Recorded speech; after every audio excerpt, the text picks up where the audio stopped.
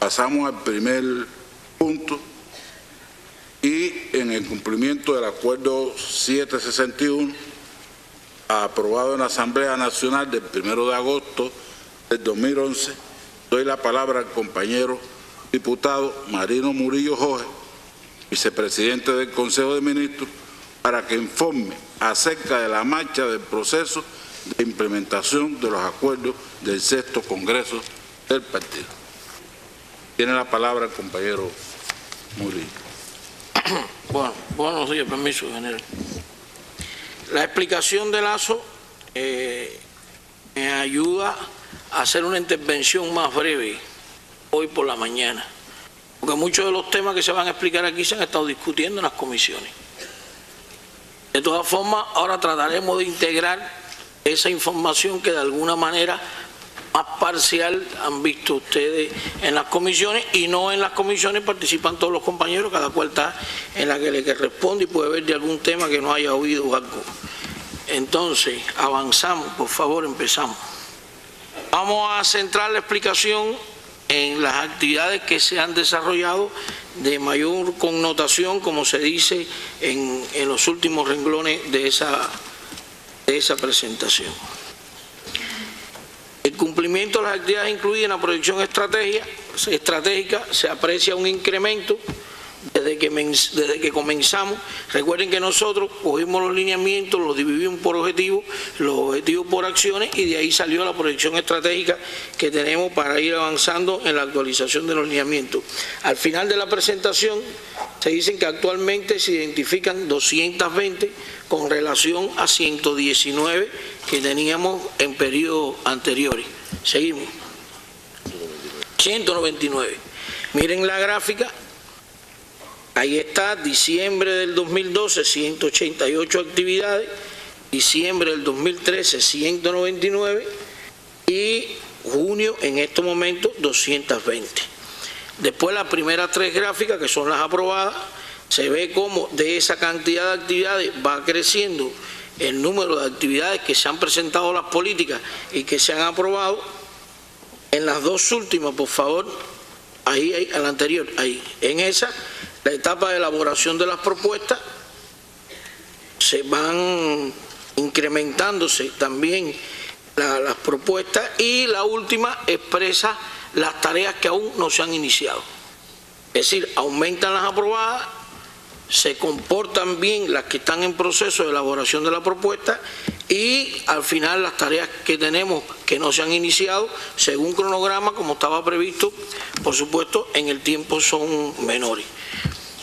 Seguimos. Vamos entonces a referirnos a un grupo de tareas, en nuestra opinión, las más importantes en este periodo de tiempo, y que muchas de ellas, pues, de alguna manera ya se fueron discutiendo en las comisiones. Primero, programa de desarrollo a largo plazo.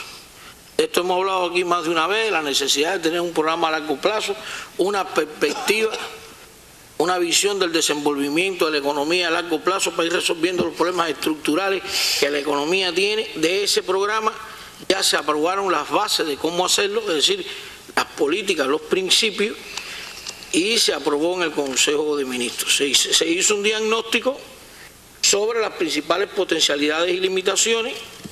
También está bastante definido el sistema de indicadores básicos de la planificación a largo plazo, y también tenemos elaborado un cronograma de ejecución de cómo irá caminando. El programa, seguimos, Cristina, tendrá sus objetivos definidos, las líneas estratégicas de desarrollo. Es una de las tareas más importantes en estos momentos, definir cuáles van a ser las líneas estratégicas de desarrollo de la economía del país, la fuente de financiamiento para cada una de esas líneas estratégicas de desarrollo, y las metas y brechas a superar en el periodo de tiempo que estamos hablando del 2030 para construir la sociedad socialista próspera y sostenible que hemos definido. Es bueno aclarar lo siguiente: no piensen las personas que mientras estemos elaborando el programa de desarrollo a largo plazo no se está haciendo nada. Se están haciendo muchas cosas. Lo que la elaboración del programa lleva un año aproximadamente. El año que viene debemos tener terminado el programa de desarrollo a largo a largo plazo, con metodologías más modernas que existen de cómo hacer un programa de desarrollo. Fíjense que aquí es estratégico definir las líneas estratégicas de desarrollo del país a largo plazo y junto con cada línea estratégica definir cuáles son las fuentes de financiamiento. Seguimos. ¿Cuáles son los principios aprobados por el Consejo de Ministros para elaborar el programa de desarrollo? Primero, hay que garantizar el crecimiento del PIB que aseguren el desarrollo del país. Hoy se va a discutir, la economía cubana ha logrado en los últimos tiempos crecimiento, pero tasas moderadas de crecimiento, y cuando uno diseña un programa de desarrollo, que lo discutimos aquí cuando hablamos de la necesidad de cambiar la ley de inversión extranjera, se necesitan ritmos de crecimiento más altos. Ahora esos ritmos de crecimiento más altos hay que lograrlo en un ambiente donde se mantenga la propiedad social sobre los medios fundamentales de producción, lograr un modelo de desarrollo socialista y propiciar y estimular la ciencia, la tecnología, la innovación y su generación. El programa de desarrollo debe transformar la matriz de generación de electricidad. Conozco que en la comisión discutieron el tema de las energías renovables, de las cuales después me voy a hacer referencia para no demorarnos aquí. Hay que recuperar y modernizar la infraestructura del país y asegurar la sostenibilidad demográfica, que también hay una comisión para atención a los problemas demográficos, que en algún momento daremos la explicación de cuál va a ser esa política. Y siempre tendremos que mantener una perspectiva de 5 años vista adelante.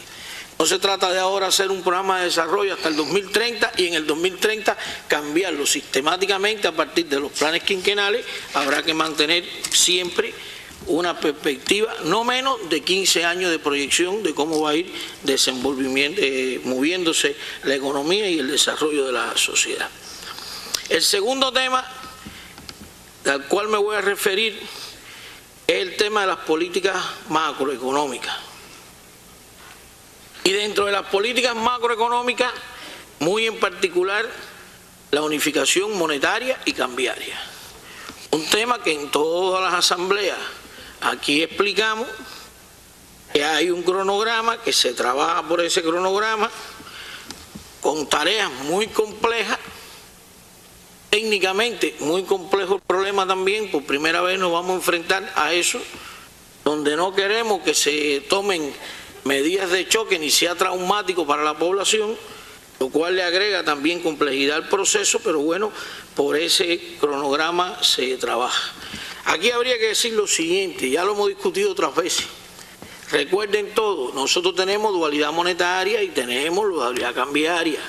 Es bueno seguir explicando el mismo tema. Dualidad monetaria porque hay dos monedas domésticas funcionando al interior de la economía.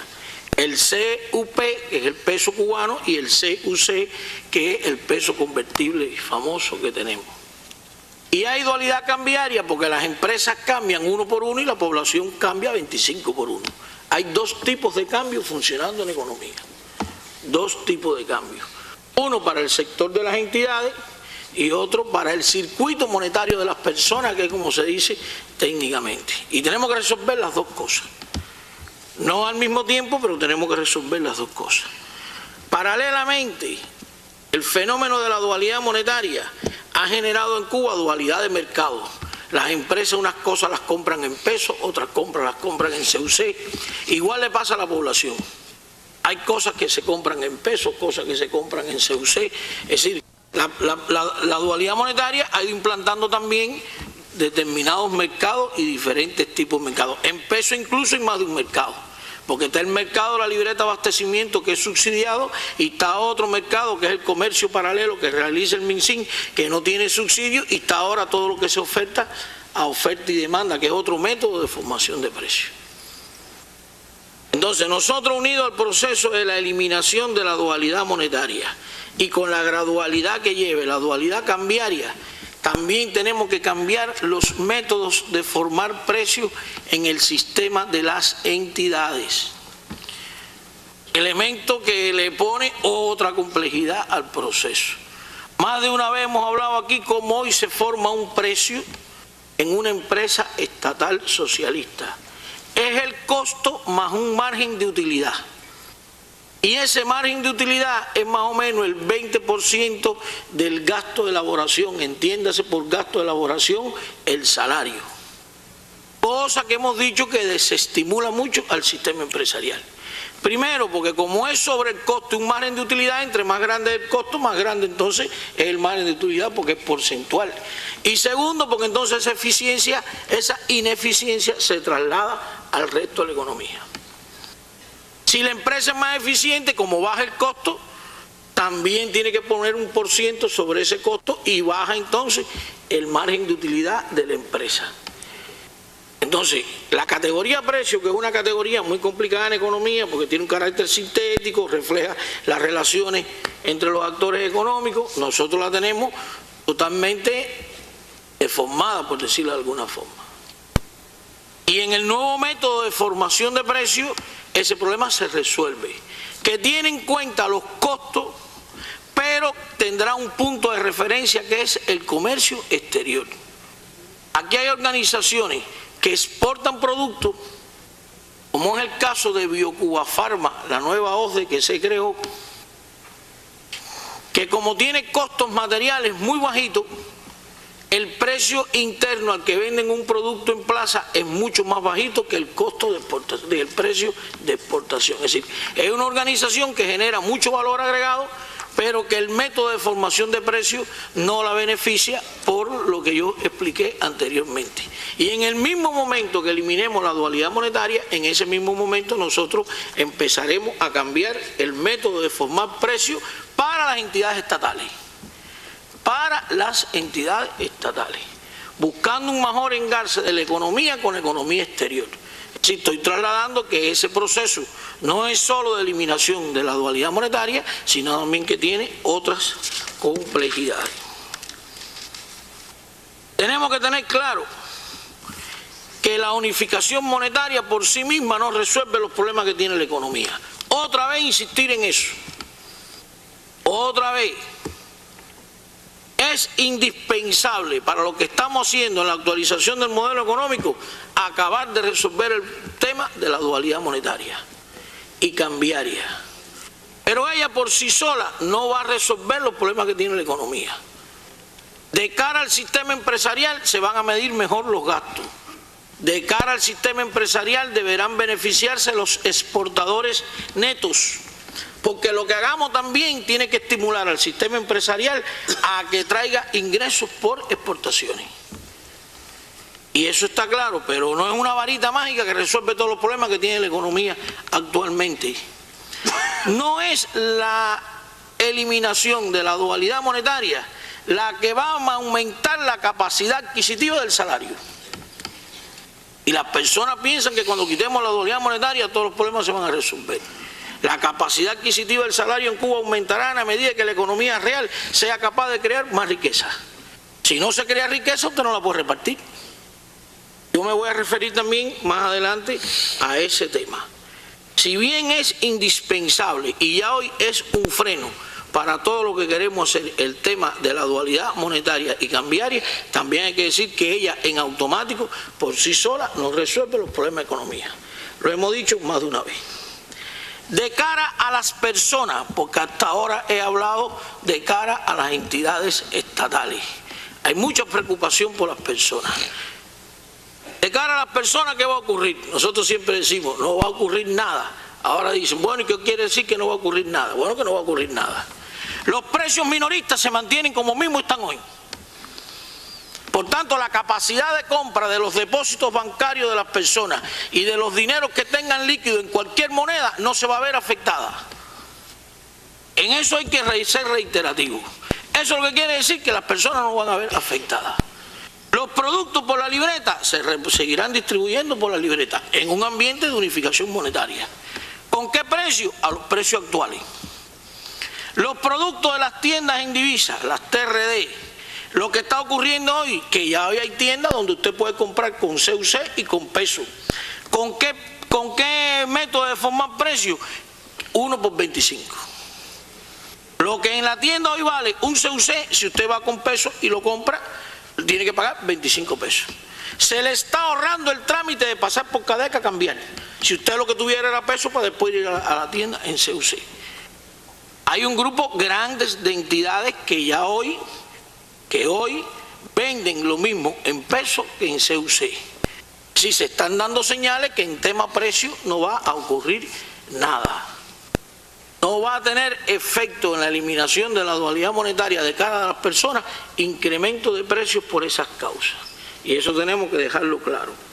Y de los dineros que tienen las personas, se les respeta su capacidad de compra, se les respeta su valor.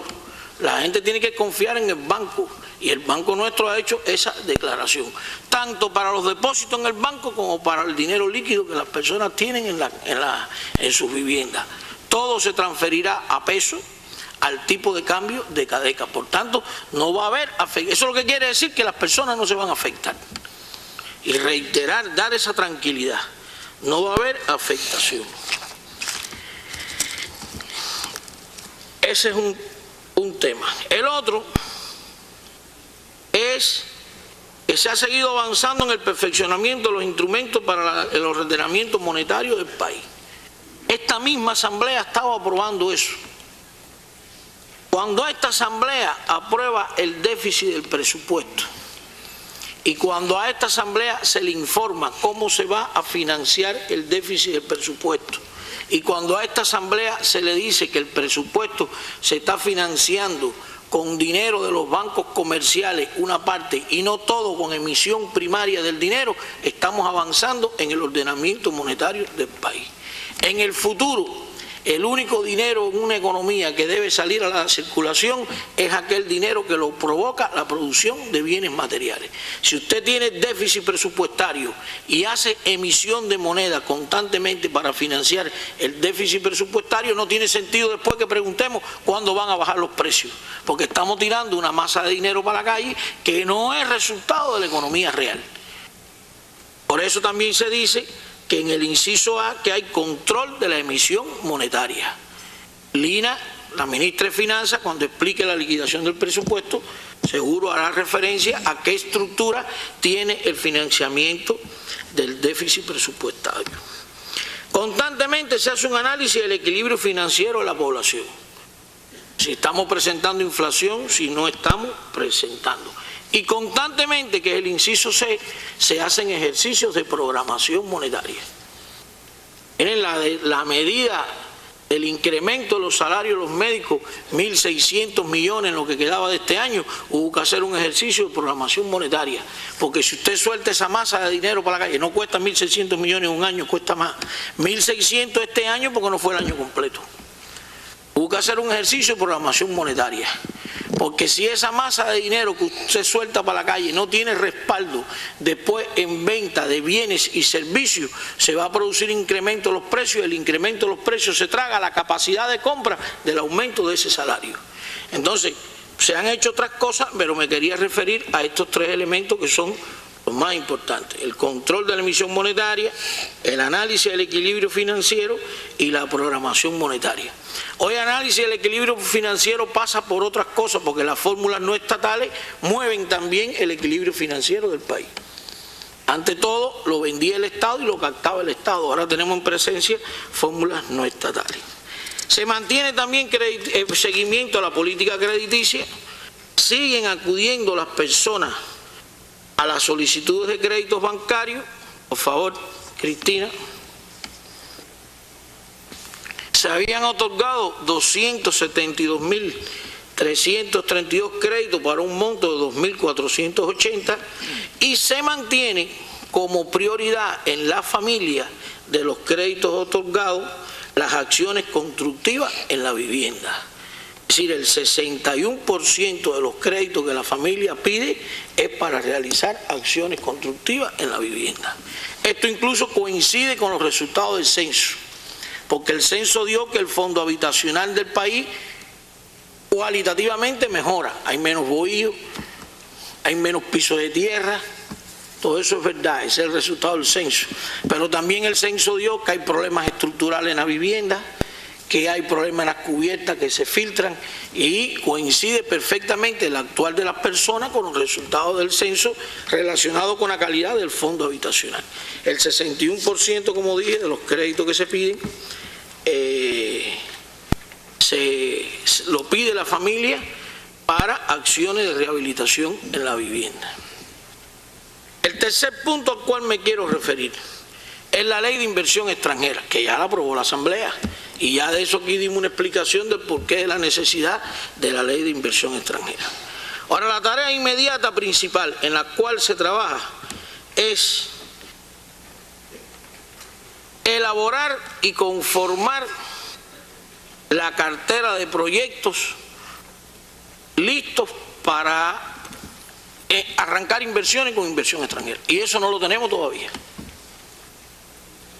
El Ministerio de Comercio Exterior es el que dirige esta actividad con todos los ministerios, y a nosotros es muy normal que un país tenga una cartera de negocios. Incluso usted entra a internet y las encuentra. 10, 12 mil millones de carteras de proyectos asociados a la inversión extranjera. Recuerden que esta nueva ley de inversión extranjera tiene políticas sectoriales, y a partir de esas políticas sectoriales nosotros debemos elaborar nuestra cartera de negocio. Ahora, ¿cuándo un negocio está listo para que sea parte de la cartera? Bueno, si es estudio de factibilidad, si es estudio de prefactibilidad, si al menos tienes indicadores de rentabilidad, porque usted lo puede decir a un extranjero: yo quiero que usted venga a Cuba a hacer cualquier inversión, no sé, digamos una fábrica de cerveza, y el extranjero pregunta: bueno, ¿y qué rentabilidad va a tener el negocio? Ah, no, yo no sé. Bueno, ya entonces empieza a demorarse los procesos. Al menos tenemos que tener una cartera de negocio que permita llegar hasta determinados indicadores de rentabilidad. En este sector el capital en Cuba rinde un 15%, en este un 20%, en este más, en este menos, según la participación accionaria, y esa es la tarea más importante de estos momentos, lo cual no quiere decir que no se trabaje en un grupo de proyectos bien concretos. El punto 4, perfeccionamiento de los sistemas y órganos de dirección. Bueno, aquí ayer el diputado Andoyo habló del experimento de Artemisa y Mayabeque, y se va a presentar un documento pidiendo una extensión del experimento hasta el 2016. Ese experimento avanza, tal y como estaba previsto, según su cronograma, y en especial destacar que dentro del experimento hay en Güine una unidad integral de trámite, donde las personas van a realizar sus trámites. ¿Qué hay en esa unidad integral de trámite? Registro civil, registro de propiedad, las notarías, los FICODA, la vivienda, planificación física, las solicitudes para licencia de trabajo por cuenta propia, el cobro de multa y la venta de sellos. En un solo lugar. Debemos ir caminando en ese sentido, donde la población pase cada vez menos trabajo para hacer los trámites. Y entonces se ha recomendado experimentar también en esas provincias un grupo nuevo de unidades de trámite. Se concluyó también la elaboración de la propuesta para la depuración de los registros. Nosotros teníamos 280 registros. Se está proponiendo quedarse con 99, que favorecerá la gestión de la administración pública. No me voy a detener, en algún momento explicaremos esto, pero hay muchos, y de esos 290 registros, la población participa en una cantidad superior a 100. Es decir, usted lo registran como trabajador por cuenta propia con un número, como contribuyente a la UNAC con otro número, y así sucesivamente. Hay varios registros en el país que lo que se está proponiendo es reducirlo. Con relación al perfeccionamiento de los organismos de la Administración Central del Estado, bueno, decir que los 20 organismos y entidades previstos hasta esta etapa para perfeccionarse, ya está concluido el proceso de aprobación. Y ahora están en diferentes fases de implementación. Entonces, por favor, ahí está una expresión, mira, que dicen OASE y entidades: a Cuba, el Grupo Azucarero, el IACC, el Ministerio de Industria, y por columna en la etapa que están. Fíjense que hay un grupo ya que están en la etapa de control y perfeccionamiento, que es la última columna, que está en rojo. Sigue, por favor. Sigue.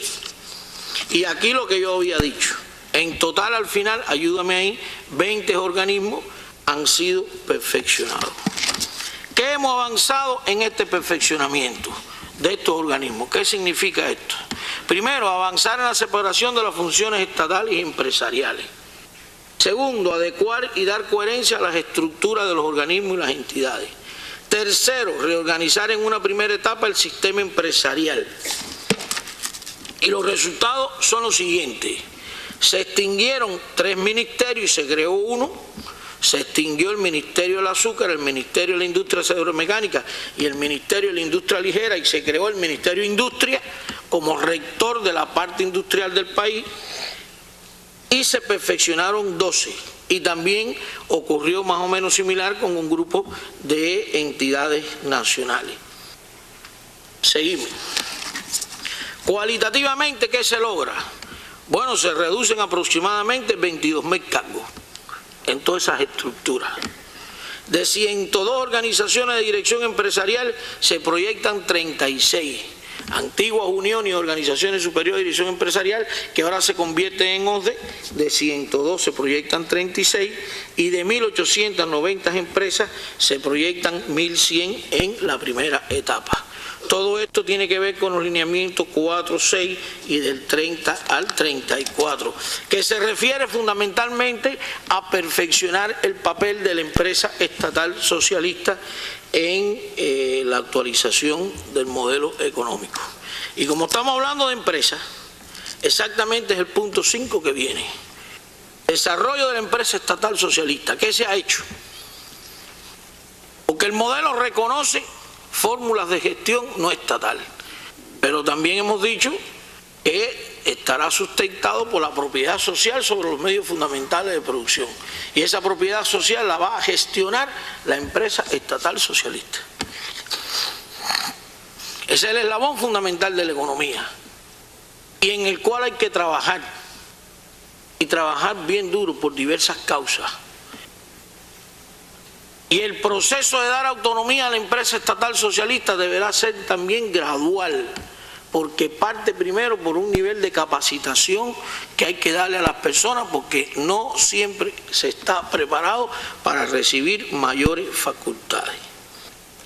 Entonces, se ha iniciado un proceso gradual para otorgar mayor autonomía y facultades a la empresa estatal socialista, que debe ir acompañado de una mayor responsabilidad. De esto se dio una mesa redonda, y de esa mesa redonda hubo muchas opiniones. Muchas opiniones, de las cuales una gran mayoría es favorable alrededor de ir dando gradualmente facultad a la empresa estatal socialista. Y otras opiniones de personas que piensan que son pocas, otras que piensan que son muchas, pero como dije, este será un proceso gradual. Entonces, ¿qué se ha hecho con la empresa estatal? Vamos, porque aquí hay cosas que ya hemos visto en la Asamblea, que en su momento se aprobaron, pero ahora se integran en la empresa estatal. ¿Cuáles son las medidas en concreto? Primero, se amplían y flexibilizan los objetos sociales. Recuerden ustedes que antes había una norma que se decía que lo que no esté puesto en el objeto social de una empresa no lo puede hacer. Sea lo que sea, si no está escrito en el objeto social, no lo puede hacer. Esos objetos sociales, se aprobó una política por el Consejo de Ministros, que aquí la explicamos también en la Asamblea, y se flexibilizaron los objetos sociales. Y además de flexibilizar el objeto social, se le definió a un grupo de empresas, como dije, con la gradualidad que lleva, el encargo estatal.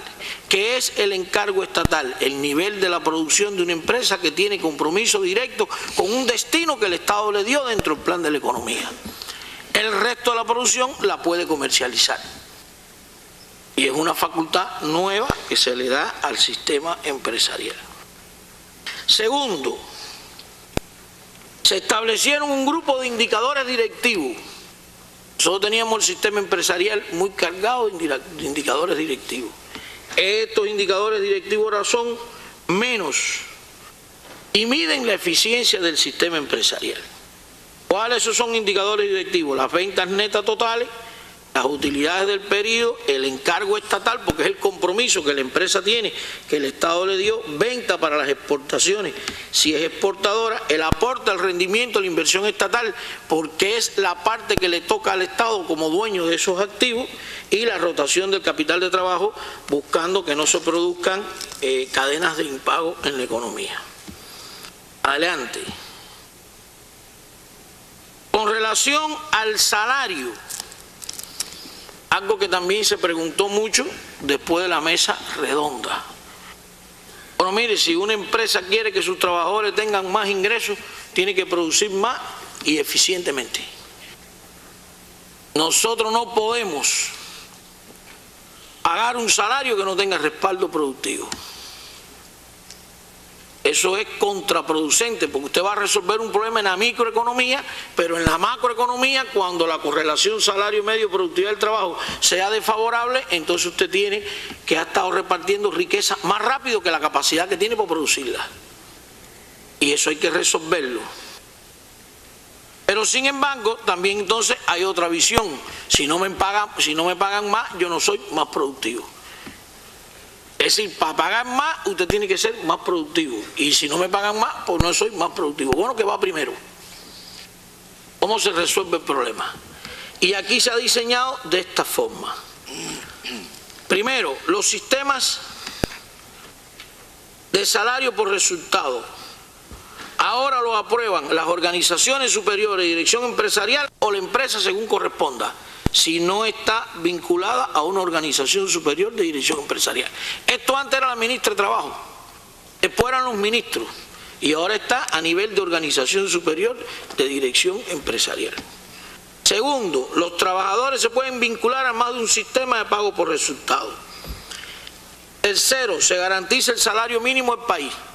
Hemos definido un salario mínimo, pero, y no espero, y el límite máximo a pagar está acotado por el indicador gasto de salario por peso por valor agregado.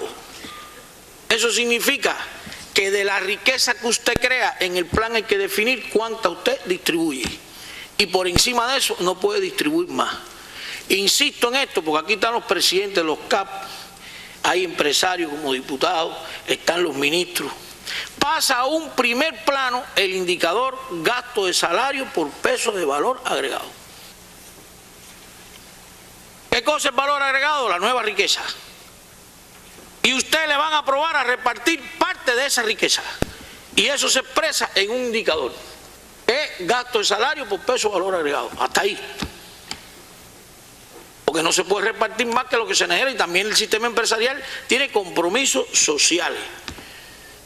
Por un lado están los indicadores directivos que hay que cumplirlos, y por otro lado hay un indicador que es el gasto de salario por peso de valor agregado. ¿Qué parte de la riqueza usted puede repartir? Como sistema de pago. Y hay un ejemplo ahí que voy a poner un instante, no es tan instante, pero para que se entienda. Mire, esta es una empresa que en el plan le aprobaron un gasto de salario por peso de valor agregado de 40 centavos y genera un valor agregado bruto de 30 millones de pesos, que es el renglón de abajo.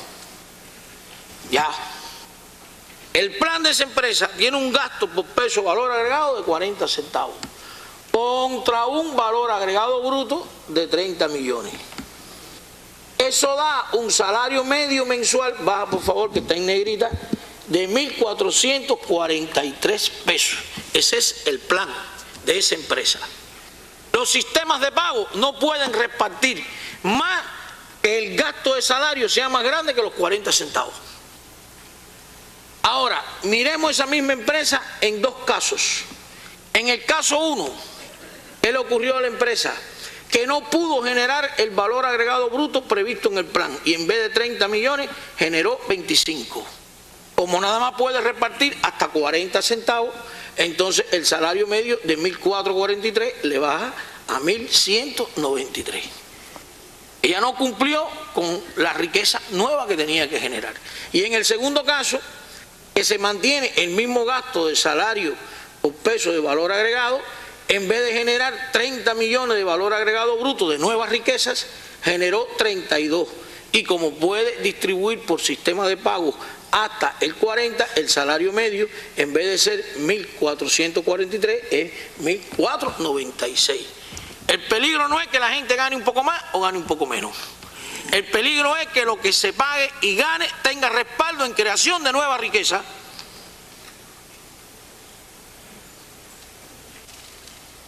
Todo lo que se pague tiene que tener respaldo en creación de nueva riqueza. Y vuelvo a insistir, vuelvo atrás, ¿dónde se aprueban estos sistemas de estímulos? A nivel de organización superior de dirección empresarial. Entonces avanzamos. Se transforman las relaciones financieras de la empresa con el presupuesto del Estado. Fíjense que la empresa genera valor agregado y se le aprueban sistemas de pago. Aquí estamos ahora diciendo qué va a pasar con las utilidades de la empresa. Las empresas dispondrán de hasta el 50% de las utilidades después de impuestos, porque lo primero que hay que hacer con la utilidad es pagar impuestos. Lo otro que se queda es el 50% a nivel de empresa. Y el otro 50% lo aporta al presupuesto del Estado como rendimiento de la inversión estatal. Ahora, con esas utilidades puede hacer varias cosas. Con esas utilidades puede dar más mantenimiento, puede financiar inversiones, pequeñas inversiones y un grupo de cosas. Y entre las cosas que puede hacer es distribuirle entre los trabajadores. Ahora, para distribuirle entre los trabajadores, ¿qué tiene que ocurrir? Primero, haber cumplido con los indicadores directivos que dije adelante. Si no se cumple con los indicadores directivos que dije adelante, no puede distribuir, porque usted el compromiso que el Estado le puso en el plan de venta, de exportaciones y los 5 indicadores o 6 que dije adelante, tiene que cumplir con ellos. Segundo, ¿qué tiene que hacer? Tiene que tener una auditoría satisfactoria en los últimos 18 meses. Porque si no hay buena contabilidad, no sabemos si esos indicadores son verdad o son mentiras. Y tercero, al salario medio le tiene que subir lo que supuestamente puede repartir de utilidades y se llama entonces ingreso medio. Y ese ingreso medio tiene que crecer menos que la productividad del trabajo, buscando que eso que se reparta no tenga un efecto inflacionario cuando salga a la calle. Y se pueden pagar hasta 3 meses de salario. Es decir, estamos hablando que se ha ido aumentando el nivel de facultad en el sistema empresarial, que esto no se logra de un día para otro. En la mesa redonda también se dieron muchas opiniones de empresas que decían, es que yo no tengo materia prima para trabajar a esos niveles que me permita lograr esos niveles de eficiencia. Y eso es verdad que ocurre. Eso es verdad. Pero también es verdad que las que tienen materia prima y tienen todos los recursos pueden lograr esa eficiencia y podrán ir gradualmente incrementando el ingreso de los trabajadores. Para lo cual tenemos que prepararnos. Otra medida tomada es que la depreciación se deja de aportar al presupuesto y la empresa la retiene. Se reduce el impuesto por la utilización de la fuerza de trabajo y se definieron las funciones de la Junta de Gobierno que aprobarán la estrategia de la organización y valorarán el plan. Resumiendo en el tema de las empresas, uno puede pasarse la vida diciendo lo más importante de la empresa estatal socialista y que la dejemos igual y que se vayan desarrollando las fórmulas no estatales. Estos primeros pasos que se dan de facultades es ante todo para que esa empresa empiece a desempeñar el papel que le toca dentro del modelo socialista nuestro de desarrollo, pero que, como dije, seguirán siendo graduales. El proceso de perfeccionamiento de los OASI y las entidades nacionales de separación de funciones estatales y empresariales, creación de las OSDE y ampliación de facultades del sector empresarial, determinó la aprobación de un documento que rige el vínculo de los organismos globales con las OSDE y las nuevas organizaciones que se crean. En la mesa redonda y en otros encuentros que hemos tenido con los presidentes, los gobiernos, los ministros, se cuestionó adelante este primer párrafo que está aquí, porque hemos ido creando empresas nacionales. Antes un central era una empresa, ahora es una unidad empresarial de base que pertenece a una empresa azucarera. Y uno de los temas más cuestionados es, y ese central que antes era una empresa ahora se convierte en una unidad empresarial de base. Y uno de los temas más cuestionados es ¿Con qué facultad se quedó esa unidad empresarial de base? Porque de todas formas tiene que seguir contratando la caña, moliendo la caña, haciendo azúcar. Y también lo estamos revisando y estamos terminando un documento para dejar perfectamente definido cuáles son las facultades de las unidades empresariales de base. Que para las empresas que están en perfeccionamiento, en el decreto ley del perfeccionamiento quedó claro. Y para el grupo azucarero quedó claro. Y para las otras, nadie le quitó la facultad de que eran empresas cuando pasaron a unidad empresarial de base, pero han ocurrido. Entonces ya lo que se recomienda es estudiar eso en un breve tiempo, que lo tenemos bastante avanzado, y también se tomarán decisiones sobre las facultades que tienen que tener. Hay personas que dicen que ahora una unidad empresarial de base, para hacer un pago, tiene que venir a la empresa a buscar un cheque. Es una barbaridad. Y hay personas que dicen que ahora una unidad empresarial de base no tiene facultad para contratar directamente los suministros. También es otra barbaridad, porque la empresa está en La Habana y la unidad empresarial de base puede estar en Oriente. Eso no está escrito en ningún lugar que se haga así, pero como hay confusiones y ya es verdad que están ocurriendo cosas, entonces vamos a revisar y escribir exactamente qué facultades tiene. El punto 6, desarrollo de las cooperativas. Bueno, desde abril hasta mayo se han autorizado a formar 498 cooperativas, se han constituido 249 y quedan en proceso, por supuesto, 243.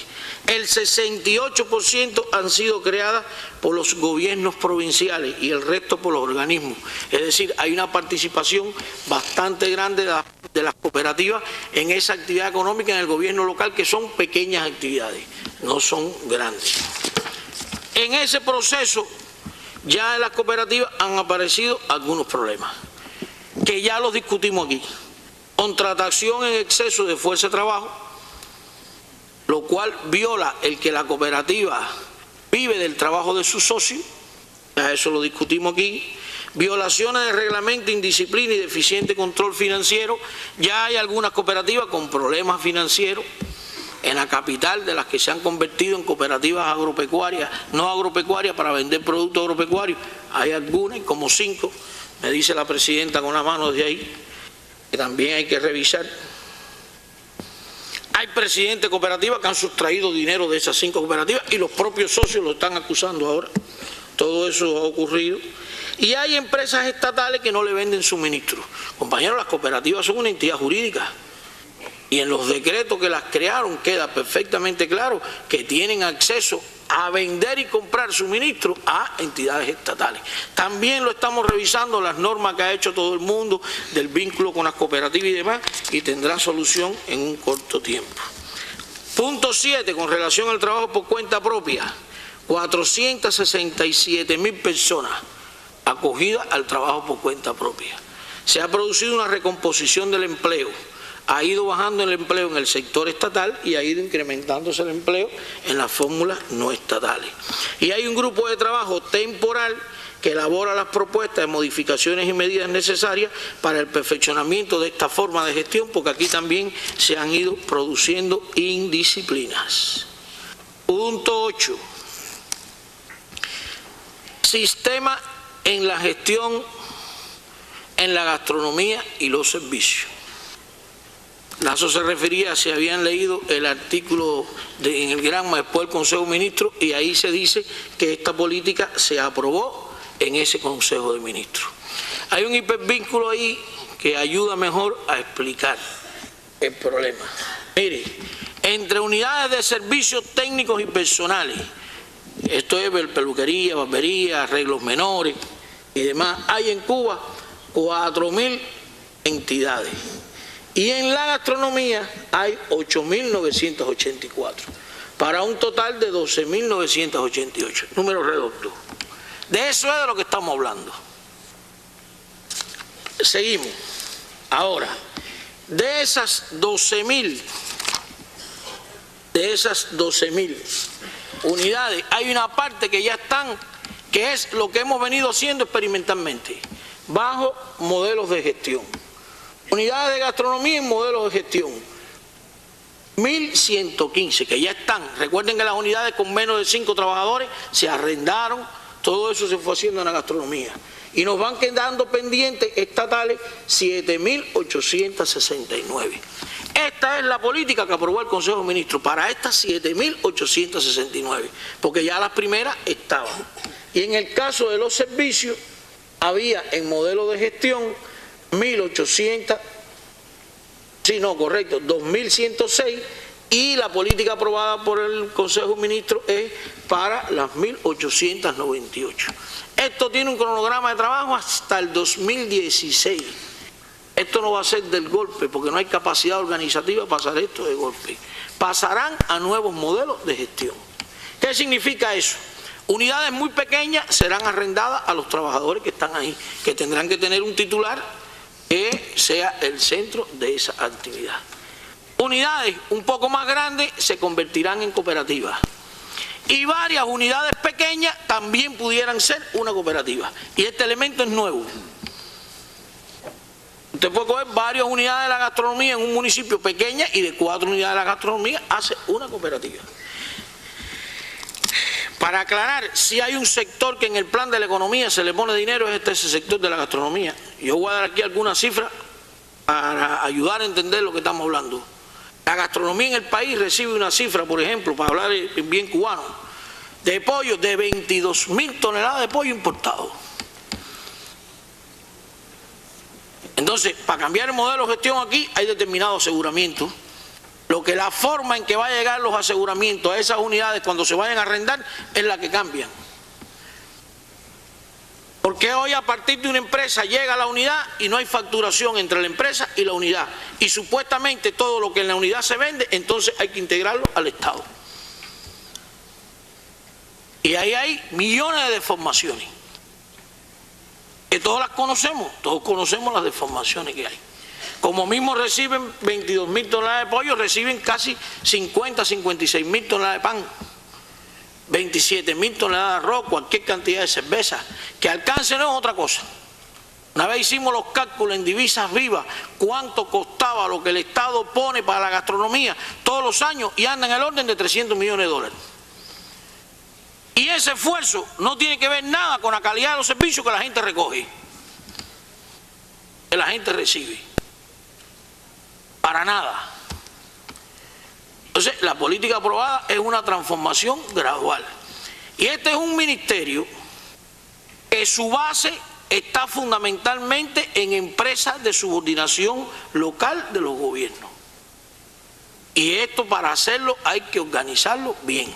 En la capital especialmente vamos a crear un grupo de trabajo para conducir esto. Porque, por supuesto, la gran concentración de esto está en la capital.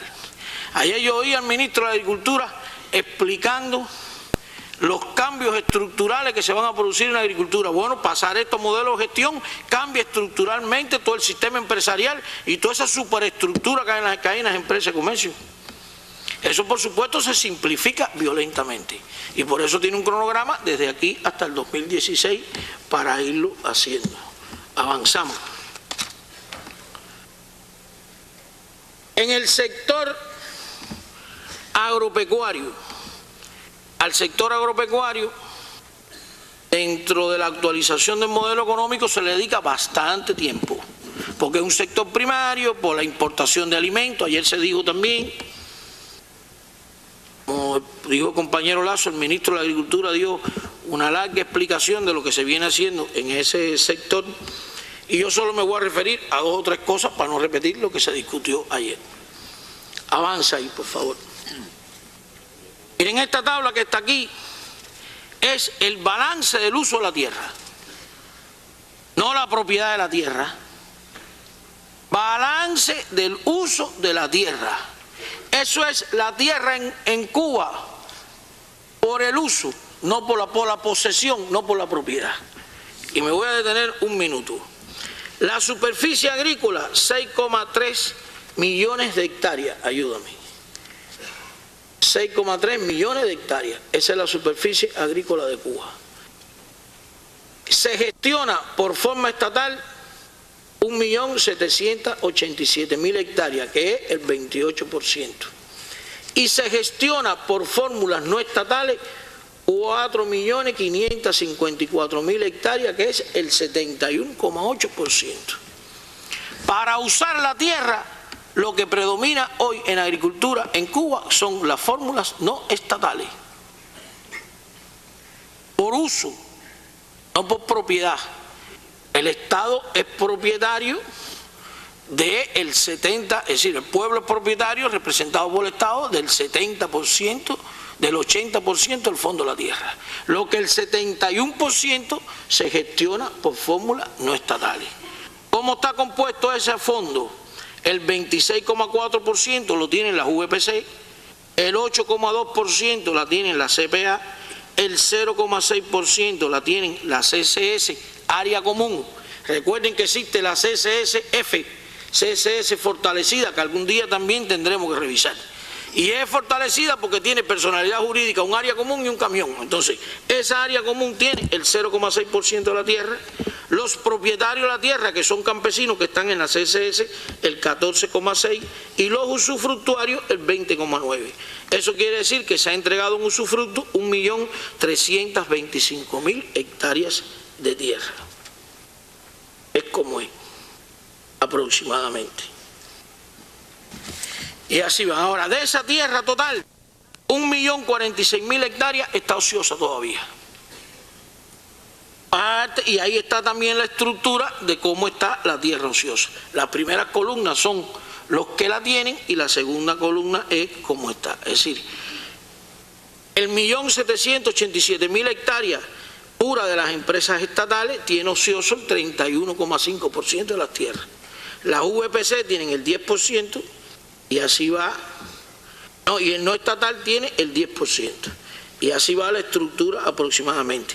Hay que decir que en las tierras que se entregaron en usufructo todavía quedan tierras ociosas. Recuerde que tienen hasta 3 años, ¿no está, Gustavo? Creo que son 3 años por el decreto ley para ponerlas a producir.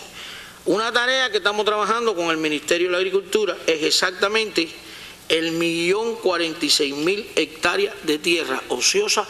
¿Dónde está? Exactamente, ¿quién la tiene? Porque si está en zona costera no se puede entregar en usufructo. Si es de la ganadería genética y comercial tampoco se puede entregar en usufructo. Por tanto hay que ver exactamente el 1.046.000 dónde está y qué decisiones se van a proponer en el futuro. Lo otro que quiero decir es que esta tabla que está aquí, que es balance de uso de la tierra, es una tabla oficial del Sistema Estadístico Nacional.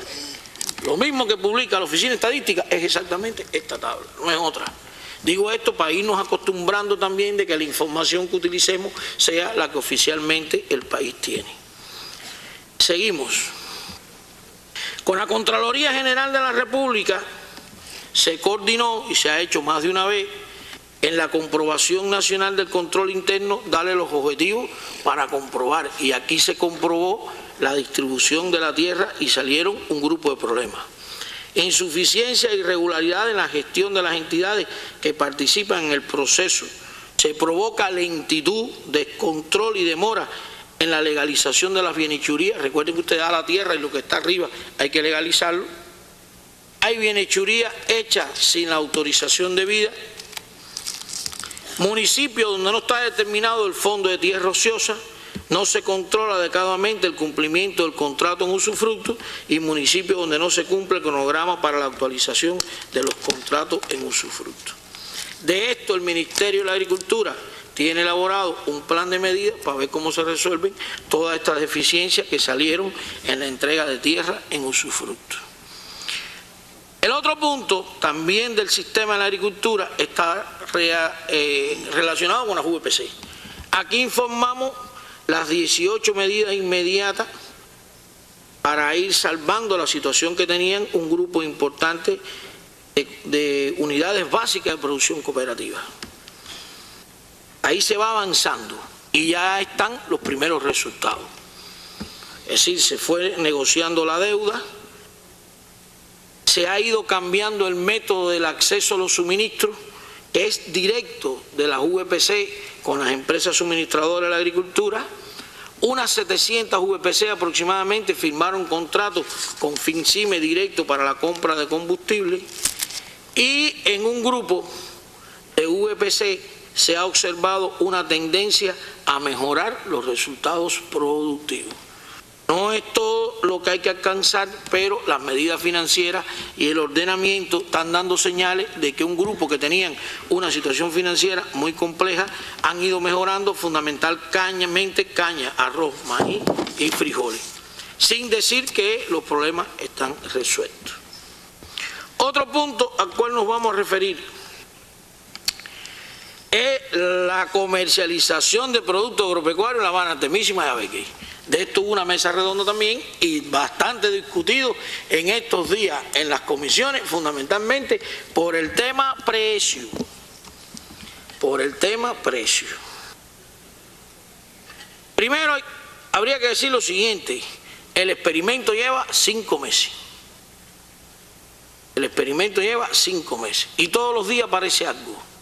Y todos los días ocurre algo nuevo. Y todos los días seguimos valorando cómo va el experimento. En este propio mes habrá reuniones de las estructuras de comercialización, fundamentalmente de la capital, con los productores de Artemisa y Mayabeque. Porque los productores, cuando existía la OPAP, Organización para la Producción y Comercialización de los Productos Agropecuarios, todos tenían una queja, que era demasiado rígida la comercialización de los productos y que a veces ellos tenían excedente y no lo podían salir a vender. Esa era una queja bastante generalizada.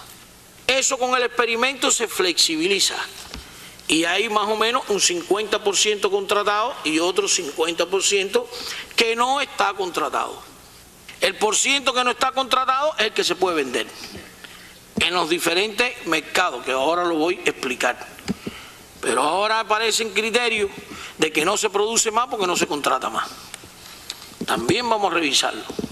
Y si están dispuestos a producir más, se le contrata más.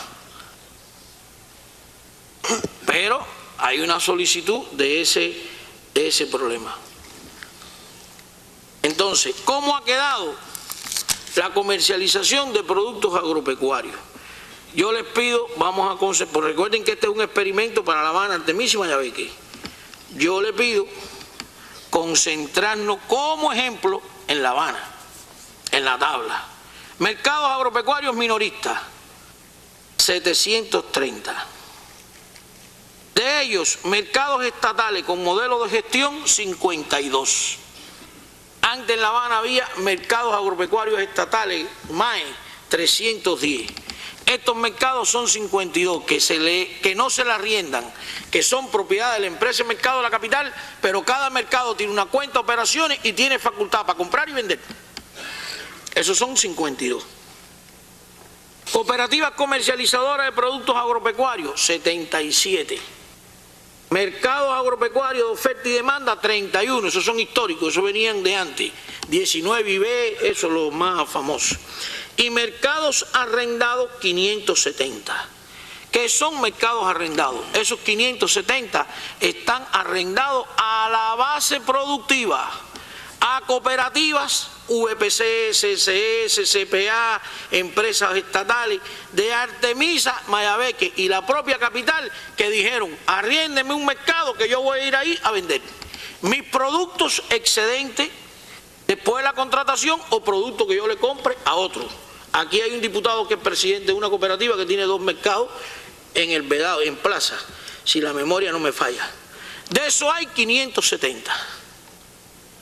570. Y eso responde a un lineamiento, y es eliminar pérdida en distribución, maltrato de productos y sobre todo a que al productor le lleguen las señales del precio minorista que el mercado paga. El precio que el mercado paga, la mayor parte de ese precio le tiene que dar al productor y no a los intermediarios. No me voy a meter aquí en una gran discusión de eso, pero como tendencia es eso. Entonces, esa base productiva tiene 570 mercados arrendados. Y además hay 822 puntos de venta, supuestamente también de la base productiva. Lo que pasa es que de esos 822 puntos de venta, no es verdad que todos son de la base productiva. De la base productiva son 452. El resto son personas que dicen: yo soy vendedor de una CCS, y no es verdad. está ahí y va y le paga 300, 400 pesos a la CCS toda la semana como pacta, usa el nombre de la CCS, pero no es verdad que él es trabajador de la CCS ni vendedor, que es más o menos la mitad. Entonces, miren, si sumamos los 570 y la parte de los 822 que de verdad son de la base productiva, que la parte de esos 822 son 452, estaríamos hablando de 570 más 452, el 66% de los puntos minoristas de venta en la capital es de la base productiva. Es de la base productiva. Y todos pensamos que a esta altura eso iba a tener un mejor reflejo en la rebaja de los precios. Y no ha ocurrido. Y no ha ocurrido. Y es verdad que esos puntos de la base productiva venden un poquitico más barato, pero no mucho más barato. Y hay miles de artículos por ahí, anda uno dando vueltas y uno que compró un saco ají, cuánto costó, viró para atrás el ají. Los artículos son múltiples sobre ese tema. Y aquí lo que se puede decir es que en esto tenemos que seguir profundizando, porque se suponía que a esta altura, con esta estructura de posesión de los mercados minoristas para vender, hubiera habido un reflejo en la disminución de los precios minoristas. Y es verdad que esta estructura de la base productiva, aquí lo que más caro vende son los mercados de oferta y demanda. Ahora hay productos que llaman la atención. El arroz por la libre en la capital se vende en todos estos lugares a 5 pesos. Sí. Adel me dice, el ministro de Economía, el importado. ¿Y saben qué es lo que está ocurriendo? Que para que el arroz en la capital se mantenga a 5 pesos, no es arroz de producción nacional, es importado y se le ponen a la capital 800 toneladas de arroz todos los meses. El día que no puede el Estado poner en un mes 800 toneladas de arroz y pone 500, se pone a 7. Aquí hay determinados productos que tienen el precio estable, pero hay una oferta que está calzada por el Estado por detrás. Y eso no lo podemos hacer en todos los productos, porque esto también lo hicimos porque hubiera incremento productivo. Tenemos que seguir revisando el tema de la comercialización, pero también es verdad que para que haya una tendencia a bajar los precios, por lo menos los niveles productivos se tienen que incrementar un 20 o un 30% más, para que se vaya emparejando la oferta con la demanda. Pero como principio, ¿qué pudiéramos decir? El experimento lleva 5 meses y también es verdad que la capital está mejor abastecida. Y también es verdad que no hay una tendencia marcada a la reducción de los precios. Los más caros son los mercados de oferta y demanda y el resto un poquitico, pero estoy hablando de 50 centavos por libra, no más que eso. Y es un tema que se sigue trabajando y lo haremos y buscaremos alguna solución. El otro punto relacionado con el sector agropecuario. Bueno, un experimento en la Isla de la Juventud. Un experimento en la Isla de la Juventud. ¿En qué consiste el experimento? En vender de forma liberada los insumos a los productores agropecuarios. No por asignación. Liberada. Y el productor le podrá poner a su cosecha lo que su capacidad financiera le permita. Y es interesante, empezó el experimento en la isla y en un mes se ha vendido 2,8 millones de pesos en insumos han comprado los productores. Y ahí se ha trabajado duro, las autoridades del municipio trabajaron duro organizando aquello. Porque tengo que decir también que usted no hace nada con subir los precios de los insumos, ponerlo por la libre, si la base productiva no tiene capacidad financiera para comprarlo. Le pone ahí algo a un precio que él nunca le puede llegar. Y en la isla, que no participan muchas actividades en el experimento, mejor dicho, participan todas, pero por el tamaño de la isla, ustedes se podrán cuenta que no es muy grande, hubo que buscar solución para refinanciar ese sistema en casi 100 millones de pesos, entre subsidios adelantados y otras cosas. Y va el experimento y va caminando. Y en las directivas del plan está previsto el año que viene, en esa forma de distribuir los insumos, seguir avanzando.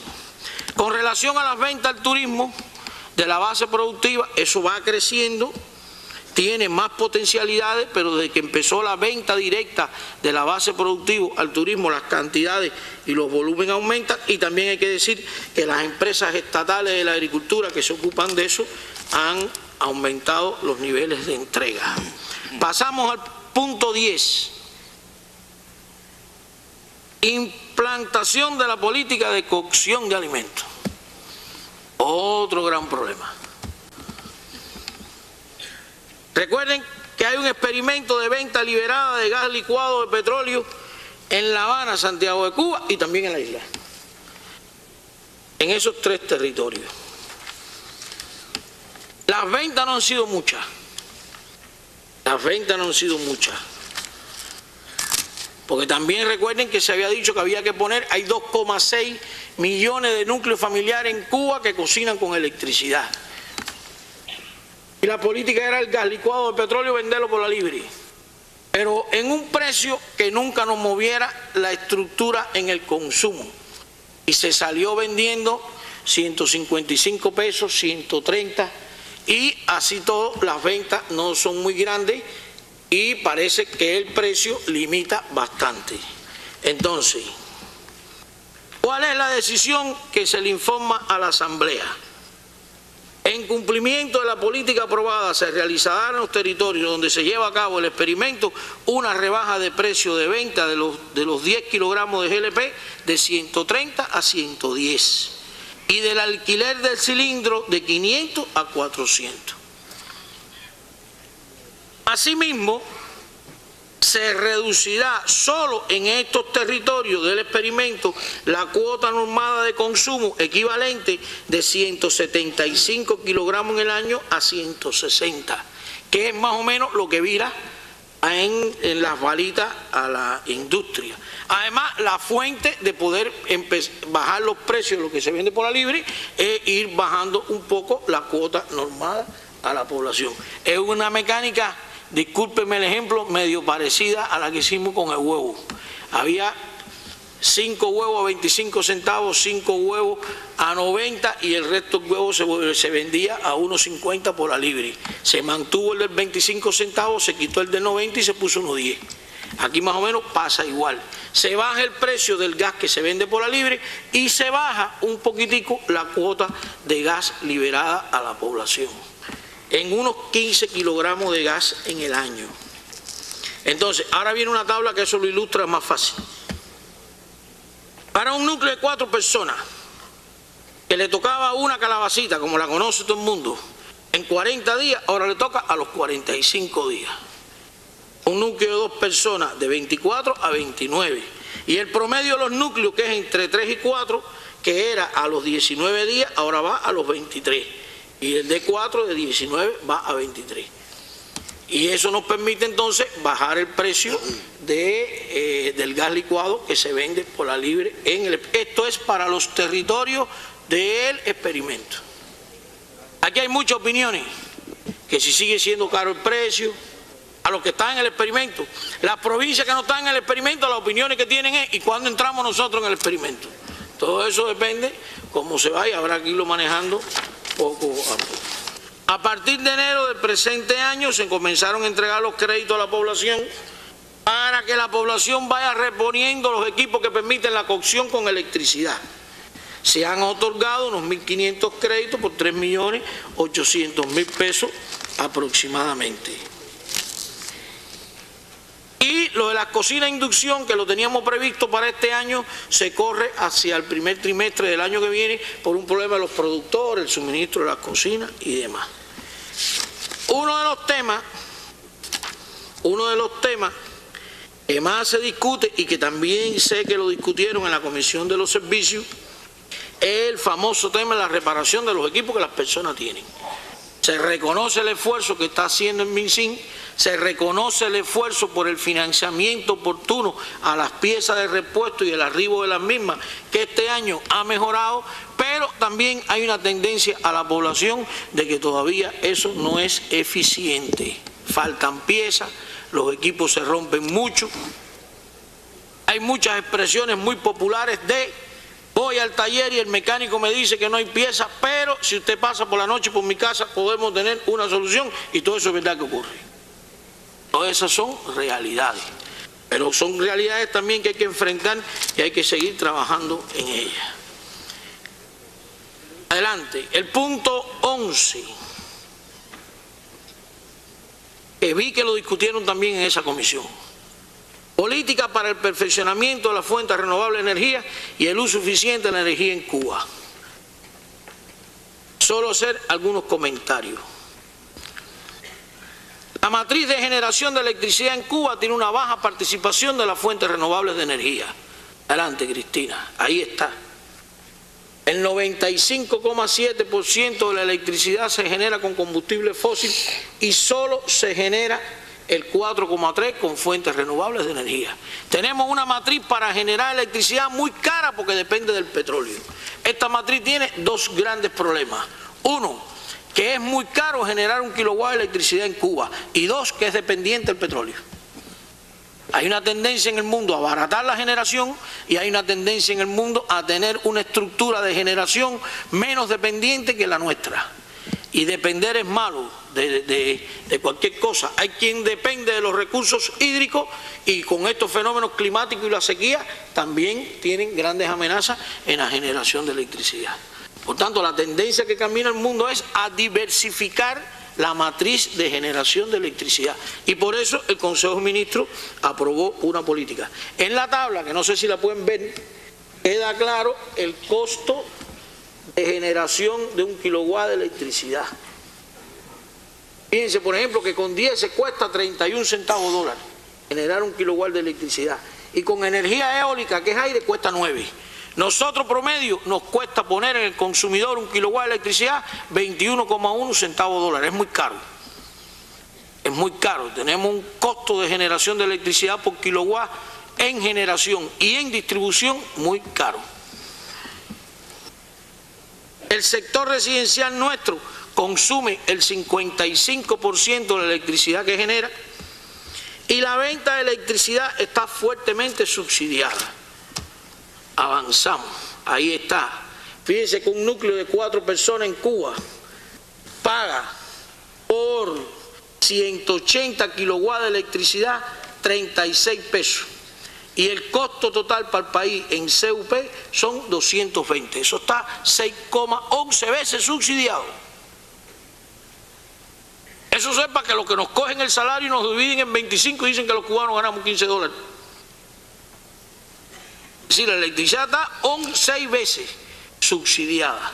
Y un núcleo que consuma 300 kilowatts paga por los 300 kilowatts 114 pesos y el costo es 366, está 3,21. Es decir, nosotros de cara a la población tenemos una electricidad extremadamente subsidiada. Y todo el mundo sabe que el cobro y el precio del kilowatt es progresivo. De 500 para arriba es el kilowatt más caro, o de 300, no me acuerdo bien. Ahora, ¿cuáles son los objetivos estratégicos de esta política? Primero, transformar la estructura de las fuentes energéticas empleadas en la generación de electricidad. Segundo, no incrementar la dependencia de las importaciones de combustible para la generación de electricidad. Si usted va a fuentes renovables de energía, reduce la importación para generar electricidad. Y estos son los objetivos estratégicos de esta política que aprobó el Consejo de Ministros. Tercero, elevar la eficiencia de la generación y el consumo de la electricidad, logrando la reducción de los costos del kilowatt hora entregado al sistema electroenergético nacional. Y cuarto, elevar la sustentabilidad medioambiental de la economía y reducir la contaminación.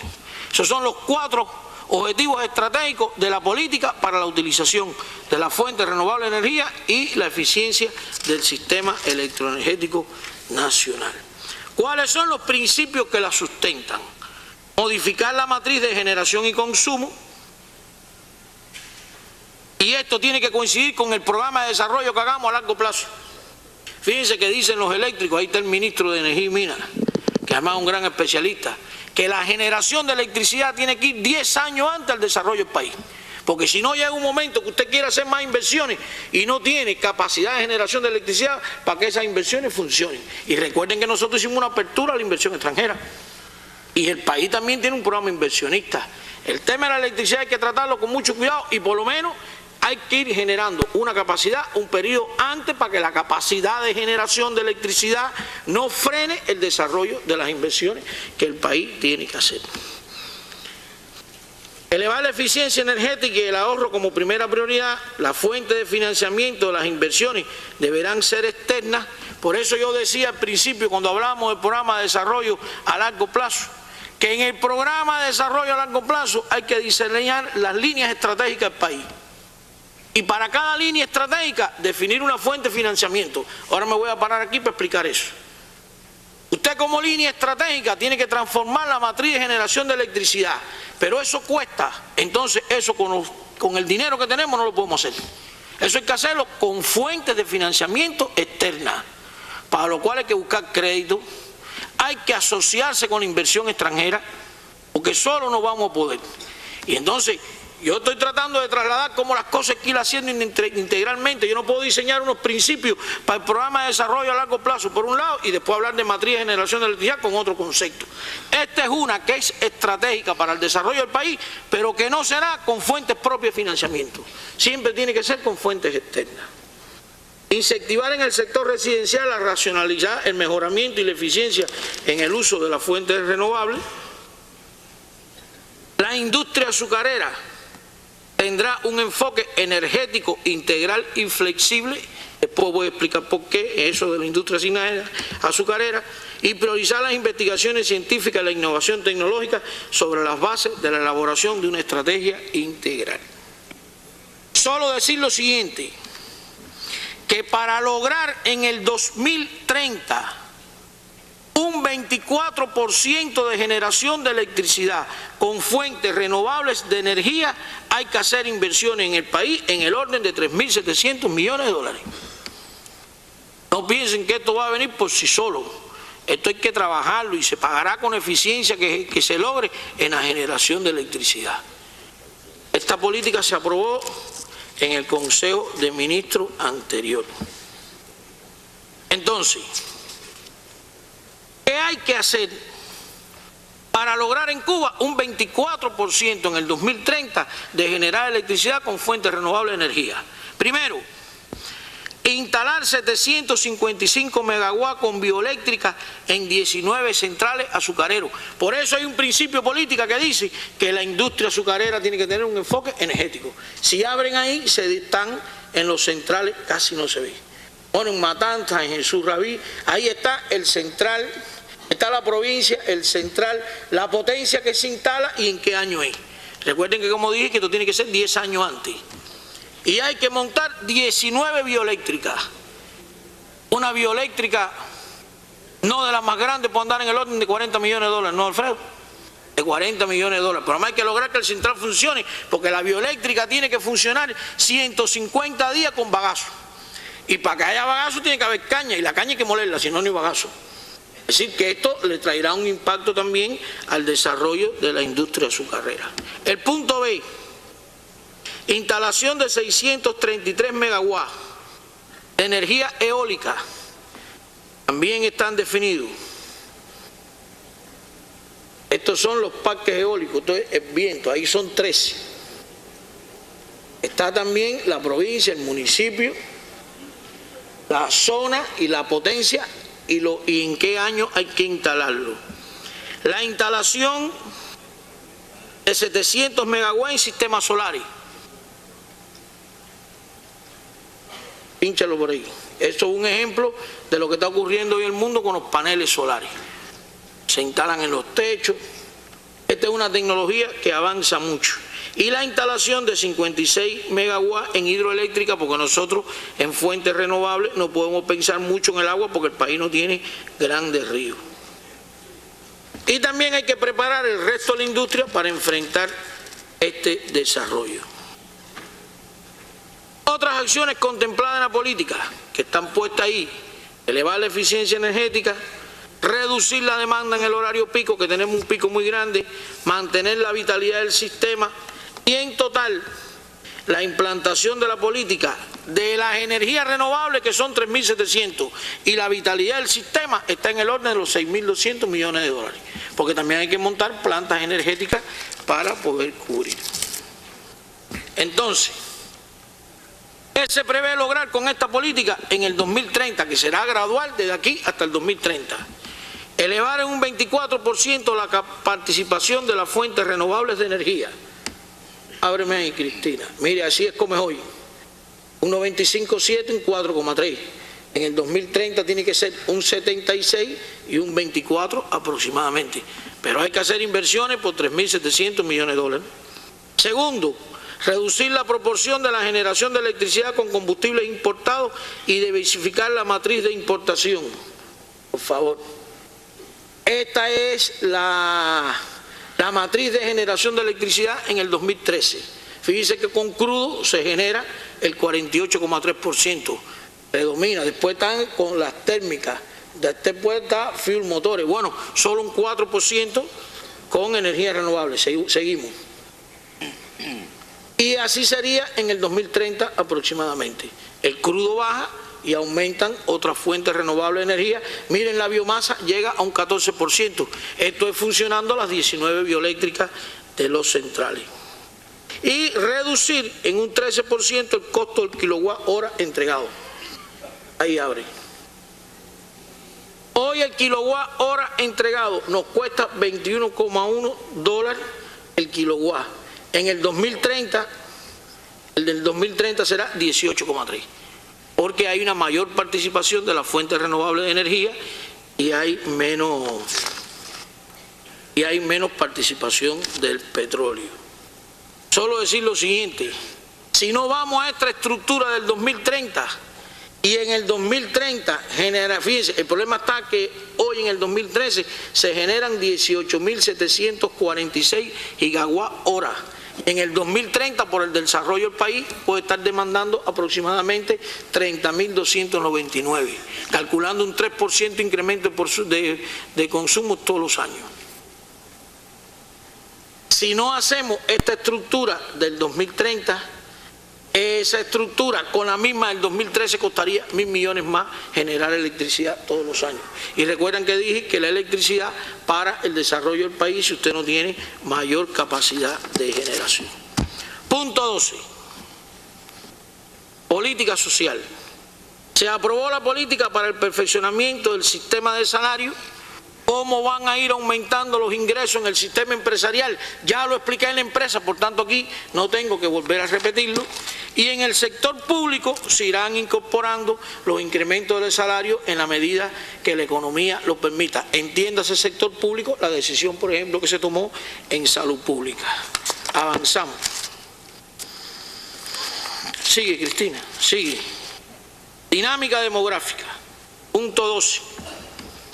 La Comisión de Gobierno encargada de la atención de la dinámica demográfica concluyó su trabajo.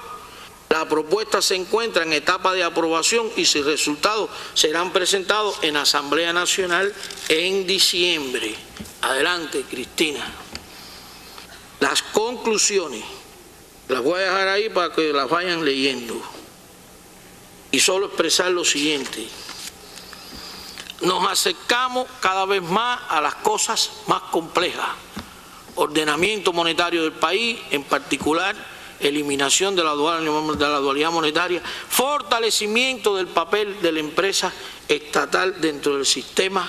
Las tareas son complicadas, cosas nuevas, muy nuevas para todos los que participamos en esto día a día y se está aprendiendo cómo hacerlas. Y las situaciones son, desde el punto de vista técnico, además, el compromiso que tenemos con el pueblo complejiza más todas las medidas que se están tomando, tratando de no trasladar problemas a la población. En otros lugares esto sería un poco más fácil. Entonces, hacer esto con todo equilibrio que lleva es un poco más trabajoso. Que son complicadas y que da trabajo, es verdad. Pero que las cosas como único se resuelven es trabajando, también es verdad. Y en eso es en lo que estamos. Compañero general de Ejército, yo he terminado.